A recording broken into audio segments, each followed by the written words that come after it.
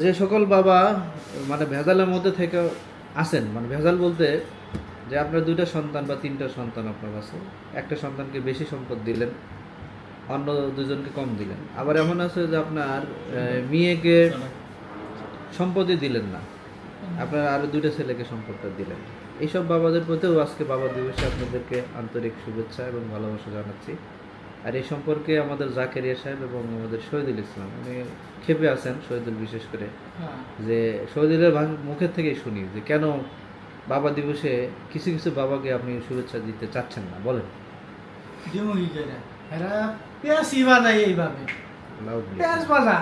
কি প্যাচ? তোমার পোলা হয়েছে 2টা, খারাপ হোক ভালো হোক ওর সম্পদ ওরে বুঝাই দেবা, ওর সম্পদ ওরে বুঝাই দেবা। না দে ভালোটারে সব দিয়ে দিবা, খারাপটারে তুমি দিবা না কে? তাহলে দিবা না ওরে ই করছো কে? শুরুতেই ওরে শেষ করে দিলানি। এই বিষয়ে তো জাকেরিয়া কি বলেন? না, এটা অবশ্যই সন্তানের প্রতি অবিচার।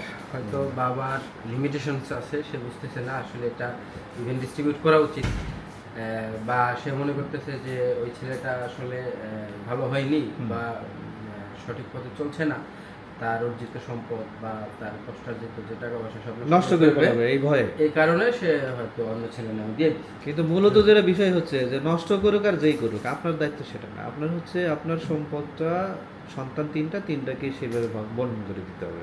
এরপরে থাকলো না থাকলেও সেটা বিষয় না। কিন্তু আমাদের অধিকাংশ পিতামাতা কিন্তু একটু ভুল করে থাকে, যেটা আমার দৃষ্টিতে ভুল, যে সম্পদ কারো না কারোকে একটু বেশি দিয়ে থাকে, অথবা কাউকে দেয়ই না।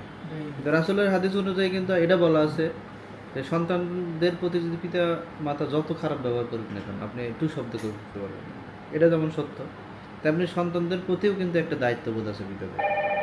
যেসব পিতারা দায়িত্ব পালন করছেন তাদেরকেও শুভেচ্ছা, যারা পালন করেন নাই তাদেরকেও শুভেচ্ছা। আজকে বাবা দিবসে সবাইকে আমাদের সকল বাবাদের প্রতি শুভেচ্ছা এবং ভালোবাসা থাকবে।